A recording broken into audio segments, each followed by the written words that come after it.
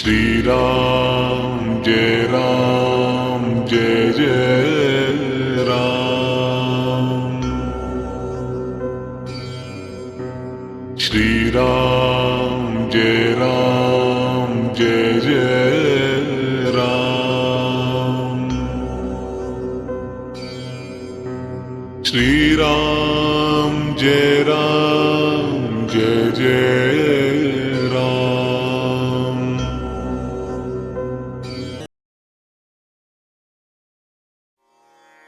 षट सप्ततिमः सर्गः। श्री राम का वैष्णव धनुष को चढ़ाकर अमोघ बाण के द्वारा परशुराम के तपः प्राप्त पुण्य लोकों का नाश करना तथा परशुराम का महेंद्र पर्वत को लौट जाना। दशरथ नंदन श्री रामचंद्र जी अपने पिता के गौरव का ध्यान रखकर संकोचवश वहां कुछ बोल नहीं रहे थे, परंतु जमदग्नि कुमार परशुराम जी की ये सारी बातें सुनकर उस समय वो मौन न रह सके। उन्होंने परशुराम जी से कहा, भृगुनंदन, ब्रह्मन, आपने पिता के ऋण से उऋण होने की, पिता के मारने वाले का वध करके वैर का बदला चुकाने की भावना लेकर जो क्षत्रिय संहार रूपी कर्म किया है उसे मैंने सुना है, और हम लोग आपके उस कर्म का अनुमोदन भी करते हैं, क्योंकि वीर पुरुष वैर का प्रतिशोध लेते ही हैं। भार्गव, मैं क्षत्रिय धर्म से युक्त हूं, इसीलिए आप ब्राह्मण देवता के समक्ष विनीत रहकर कुछ बोल नहीं रहा हूं, तो भी आप मुझे पराक्रमहीन और असमर्थ सा मानकर मेरा तिरस्कार कर रहे हैं। अच्छा, अब मेरा तेज और पराक्रम देखिए। ऐसा कहकर शीघ्र पराक्रम करने वाले श्री रामचंद्र जी ने कुपित हो परशुराम जी के हाथ से वो उत्तम धनुष और बाण ले लिया, साथ ही उनसे अपनी वैष्णवी शक्ति को भी वापस ले लिया। उस धनुष को चढ़ाकर श्री राम ने उसकी प्रत्यंचा पर बाण रखा। फिर कुपित होकर उन्होंने जमदग्नि कुमार परशुराम जी से इस प्रकार कहा, भृगुनंदन, आप ब्राह्मण होने के नाते मेरे पूज्य हैं तथा विश्वामित्र के साथ भी आपका संबंध है। इन सब कारणों से मैं इस प्राण संहारक बाण को आपके शरीर पर नहीं छोड़ सकता। राम, मेरा विचार है कि आपको जो सर्वत्र शीघ्रता पूर्वक आने जाने की शक्ति प्राप्त हुई है उसे, अथवा आपने अपने तपोबल से जिन अनुपम पुण्य लोकों को प्राप्त किया है उन्हीं को नष्ट कर डालूं, क्योंकि अपने पराक्रम से विपक्षी के बल के घमंड को चूर कर देने वाला यह दिव्य वैष्णव बाण जो शत्रुओं की नगरी पर विजय दिलाने वाला है, कभी निष्फल नहीं जाता है।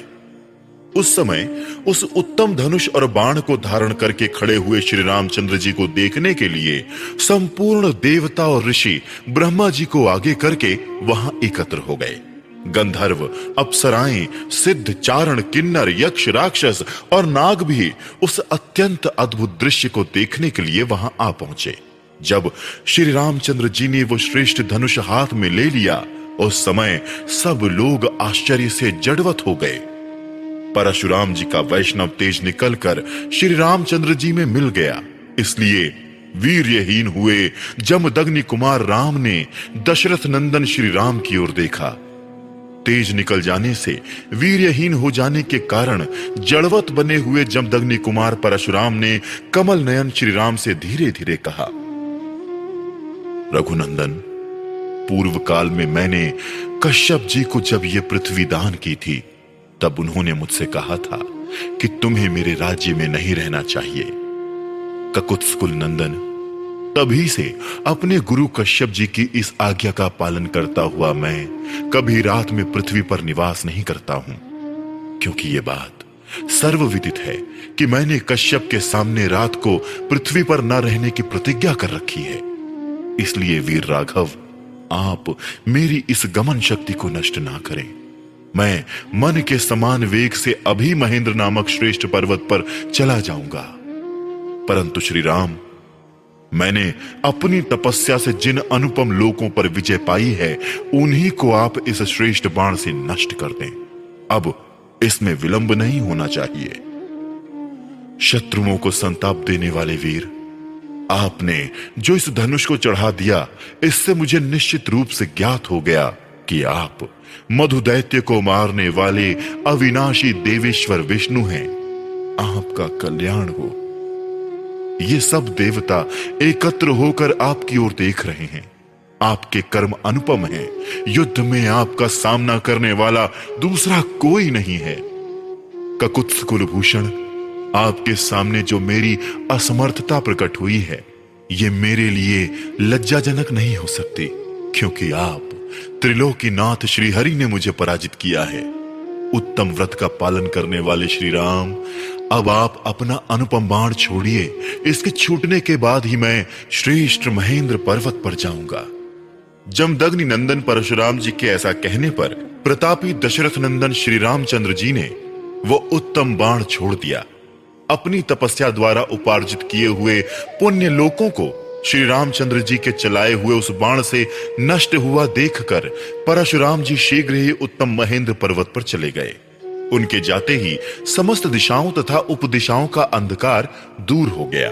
उस समय ऋषियों सहित देवता उत्तम आयुधधारी श्री राम की भूरी भूरी प्रशंसा करने लगे। तदनंतर दशरथ नंदन श्री राम ने जमदग्नि कुमार परशुराम का पूजन किया।